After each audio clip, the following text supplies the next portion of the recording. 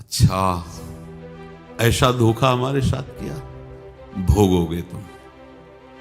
ये जो निकलता है ना, भोगोगे, ये अकाट्य होता है। क्योंकि किसी का भी हृदय, मान लो किसी भी जीव जंतु को आप कष्ट दें और उसका हृदय आह भर जाए, तो वो आह वज्र की लीक है, तुम्हें भोगना पड़ेगा। वो आह किसी की ना लेना जिंदगी। कोई ऐसा कोई आह भर करके कह दिया तुम समर्थ हो, हम तो कुछ कर नहीं सकते, और अंदर से दुखी, फिर तुम्हारी सामर्थ्य काम नहीं करेगी, मिट्टी में मिला देगी। ऐसा नहीं कि आप जो कर रहे हैं कोई देख नहीं रहा, कोई हिसाब किताब नहीं, जो कर रहे हैं अवश्य में भोक्तव्यम, बहुत सावधान।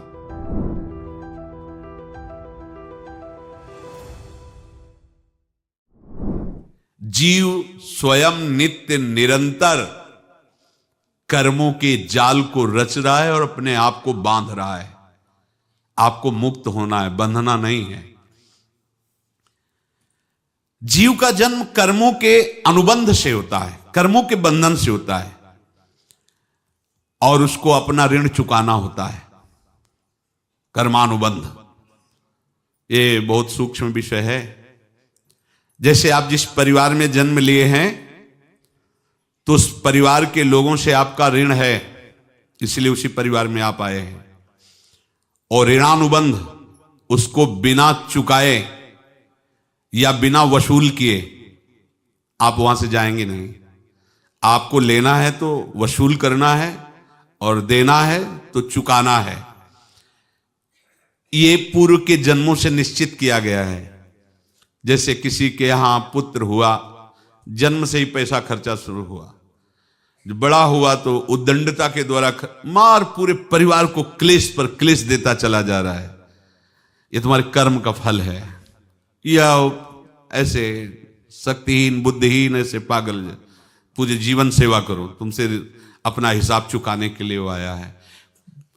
अब परिवार के जो सदस्य जुड़े आके, मतलब पत्नी आते ही पूरी हृदय में आनंद, परिवार में आनंद, और जीवन भर वो आनंद ही सुख देने के लिए उसका जन्म हुआ। वो अपना ऋणानुबंध मुक्त, और आते ही भयंकर क्लेश खड़ा कर दिया, बीच में दीवार और झगड़ा वैसा, फिर अतरे दिन मारपीट शुरू, कलह अशांति, पूरा जीवन नरक हिसाब करने आए। यहां ऋण चुकाए बिना कोई जा नहीं सकता, ऋण चुकाना पड़ेगा। किसी का ऋण वसूल करना है तो किसी को ऋण चुकाना है, दोनों काम करने होते हैं। अनेक जन्मों में अनेक लोगों के साथ हमने जो बर्ताव किए हैं, अच्छे या बुरे, वो होंगे। अब किसी आदमी को हम जानते नहीं, अचानक मिला, अचानक टक्कर लगा और मार पीट गाली गुप्ता सब कर दिया, चुपचाप सह लो। क्यों? ये आपका हिसाब है, पूर्व का हिसाब। हमारा उससे कोई द्वेष नहीं, कोई संकल्प नहीं। अचानक घटना घटी और हमसे द्वेष करने लगा, हमें पीटने लगा, हमें गालियां दे, ये हिसाब है, चुपचाप सह जाओ। अपने घर का भाई ही भारी दुश्मन बन गया और क्लेश दे, हिसाब है। एक प्रभुदत्त ब्रह्मचारी जी की वाणी में पढ़ा था, एक महात्मा जी भ्रमण करते थे, तो उस समय असरफियां चलती थी, मोहरे असरफियां, तो उनको भेंट में देते लोग। तो या तो ठाकुर सेवा में लगे तत्काल, या संत सेवा में तत्काल लगे, उसका संग्रह करके डोलना ये ठीक नहीं है। बैरागी के लिए सिद्धांत में ये ठीक नहीं है। तो जब 2, 4, 6, 8 ऐसे मोहरे हुई, तो उन्होंने विचार किया कि और भ्रमण करके जब काफी मोहरे हो जाएंगी, तो प्रयागराज में जब कुंभ पड़ता है, एक बार पूरे सब अखाड़े के संतों को, अलग अलग संप्रदाय सब संतों को बुलाएंगे और सबको पवाएंगे। अब साधु है तो यही विचार करेगा, और क्या विचार करेगा। तो उन्होंने ऐसे डंडा बनवाया, बेंत, जो ऊपर से चूड़ीदार और भीतर पोला, और मोहरे उसमें डालते गए। और भ्रमण, जहां जहां श्रद्धालु भगत थे सबके यहां जाना, और इच्छा रखना कि एक मोहर तो दे दे दक्षिणा में। कामना कोई भी हो वो बांधती ही है, ध्यान रखना। इसीलिए प्रभु जो चाहे वो करे, अपनी चाह नहीं रखनी चाहिए, अपनी चाह प्रभु की चाह में मिला देनी चाहिए। धीरे धीरे वो छड़ी भर गई।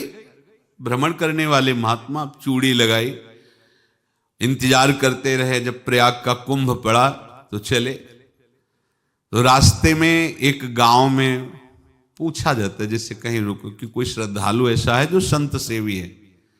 तो कुछ लोगों ने बताया, हाँ एक परिवार है बहुत संत सेवी है और आपको मिलाते हैं उनसे। आइए महाराज, घर में रुका। खूब अच्छा हलवा पूड़ी पवाया और जो घर के मालिक थे चरण दबाए। चरण दबाते दबाते उनकी दृष्टि पड़ी उस डंडे पे।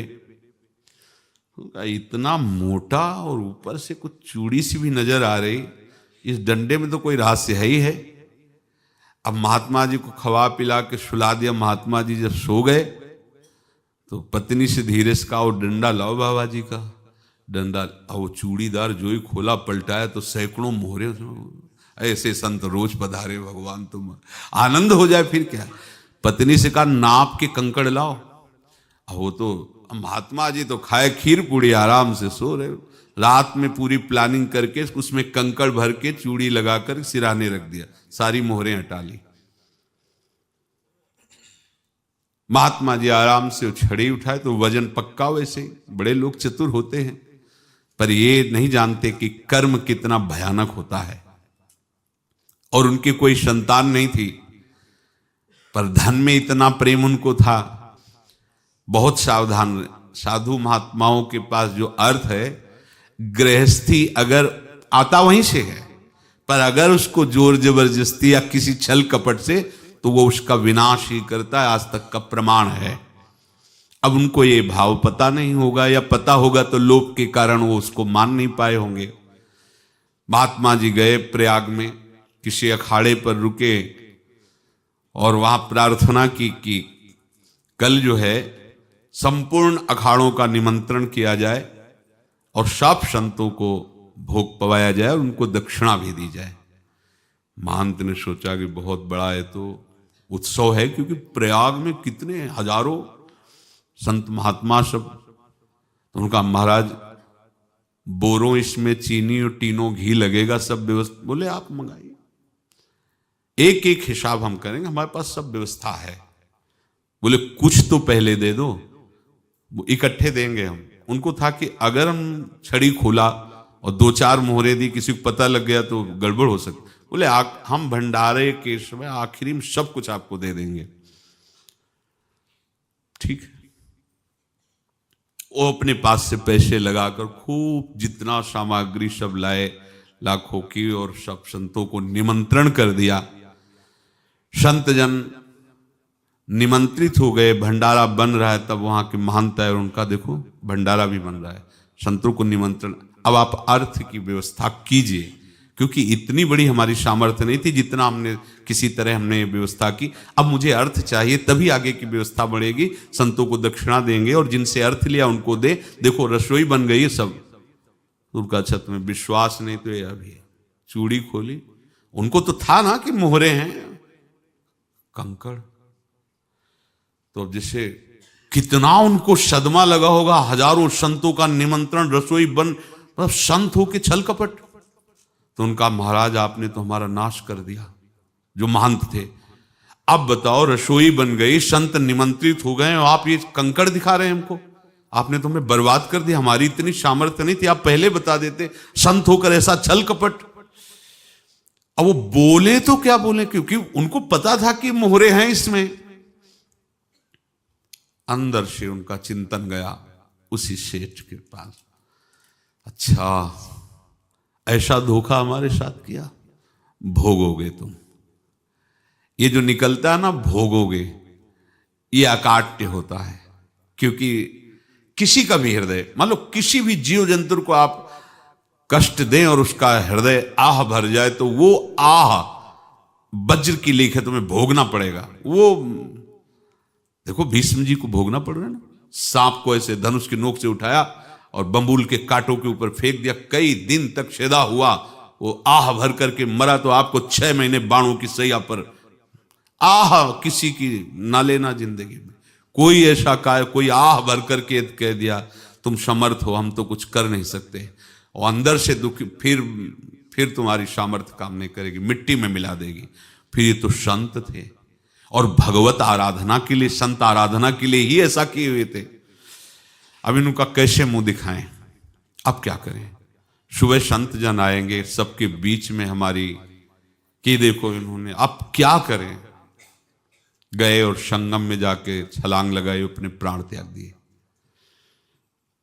अब उनके तो पास मोहरे थी और व्यापार बढ़ा, और 9-10 महीने बाद ही लड़का हुआ। अब तो उनको कि संत फलीभूत हो गया। देखो व्यापार चल रहा, लड़का नहीं होता था, लड़का भी हो गया। बड़ा आनंद छा रहा है।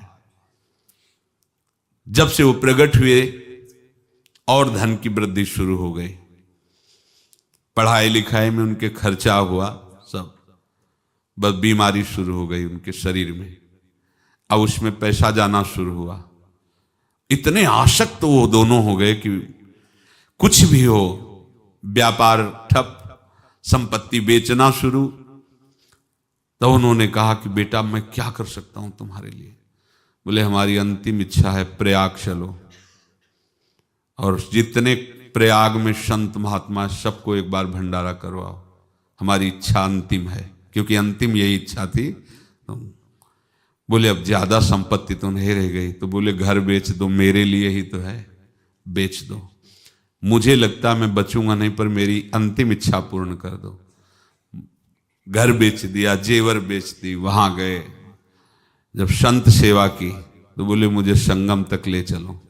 संगम तक ले गए और बोले समझे तुम चुराए थे और हमने उसको छीना है, कुछ नहीं रह गया तेरे पास कुछ, अब केवल ममता और आसक्ति में जलकर मर और नरक प्राप्त कर। मैं वही महात्मा हूं जिसकी तूने मोहरे ली थी, शरीर छोड़ दिया। महात्मा को जन्म लेना पड़ा और इनको दुर्गति भोगनी पड़ी। ऋणानुबंध होश में, ऐसा नहीं कि आप जो कर रहे हैं कोई देख नहीं रहा, कोई हिसाब किताब नहीं, जो कर रहे हैं अवश्य में भोक्तव्यम, बहुत सावधान। अनेक जन्मों में अनेक लोगों से जो कुछ लिया दिया है, इस लेने देने को मिटा देने के बाद ही तुम मुक्त हो गए। इसीलिए एक उपाय है, लेना न देना मगन रहना। क्या? मालिक को समर्पित हो जाओ, मालिक को अपना माना हुआ समर्पित कर दो, खत्म। अहम त्वाम स्वरूपापेभ्यो मोक्षयिष्यामि, सब खत्म। आगे पीछे लेना देना सब खत्म। एकादश स्कंद में भगवान श्री कृष्णचंद्र जी ने कहा जो मेरे चरणों का आश्रय लेकर भक्त मेरा भक्ति करता है, उसके पितृ ऋण, मातृ ऋण, देव ऋण, ऋषि ऋण, सब ऋणों से मैं मुक्त कर देता हूं। बस यही एक उपाय है जो इसके बंद करने का उपाय भक्तों के लिए है, वो यही है, भगवान की शरण में होकर अपना माना हुआ पूरा भगवान के अर्पित कर दो। अर्पित करने का तात्पर्य उसमें अहम हटा दो। तो दियम वस्तु गोविंदम तुभ्यमेव समर्पये। जिनसे तुमने सेवा करवाई है उनकी सेवा करनी पड़ेगी, जिनसे तुमने जो कुछ लिया है उनको देना पड़ेगा। ये लेने देने का व्यापार जब तक समाप्त नहीं होगा तब तक तुम्हारा जन्म मरण चलता रहेगा। अब आपको यहां समझना है, यदि आपसे किसी ने पैसे लिए बेईमानी करके नहीं दे रहा है तो आप उसको गाली मत दीजिए, आपने बेईमानी की थी इसलिए आपकी बेईमानी हुई है, ले गया, कोई बात नहीं है, बंधन से मुक्त हुए, जो बोझा था चला गया। उसको ऐसा ना देखे कि ये बेईमान हमारे रुपए मार लिए, अब जो कुछ होगा देखेंगे। अगर आप आगे नया कुछ करते हैं तो फिर आगे का हिसाब आपको भोगना पड़ेगा, ध्यान रखना। ऐसा नहीं है कि आपको भोगना नहीं पड़ेगा।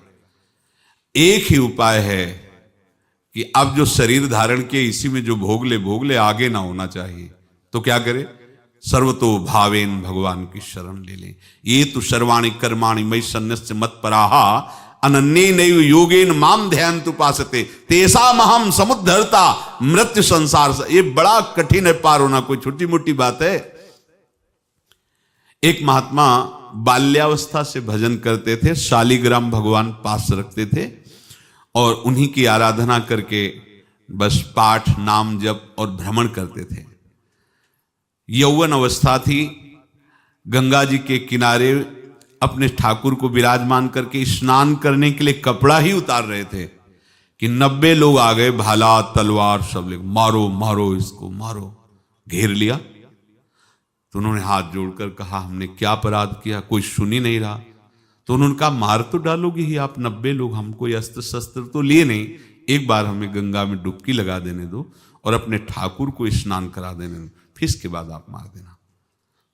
भगवत इच्छा से वो लोग रुक गए, स्नान किया और अंदर से प्रार्थना की, प्रभु ये क्या लीला है आपकी, आपके सिवा मेरा कोई है नहीं और ये मुझे मारना चाहते हैं। तो भगवान ने जानते हो क्या कहा उनके अंतर में, तुम मेरे में ध्यानस्थ हो करके शरीर को छोड़ो, ये लोग मारेंगे, ये मेरे भजन का फल है कि तुम्हें 90 जन्म नहीं लेना पड़ेगा, एक ही जन्म में 90 मिलके, तुमने 90 हिंसा की थी पूर्व में, तो तुम्हें 90 बार जन्म लेना होता और एक एक करके मारते। ये मेरे भजन का प्रताप है कि एक बार में ही 90 का हिसाब हो जाएगा। तुम आंख मूंदो, मेरे ध्यान में मगन रहो, मेरे प्रताप से तुम्हें कोई चोट नहीं होगी और स्वाभाविक मूर्छावस्था में प्राण तुम्हारे छूट जाए। ऐसा ही हुआ, ऐसा हुआ। तो ये बात समझ लो कि ये जो कर्मानुबंध है, ऋणानुबंध है।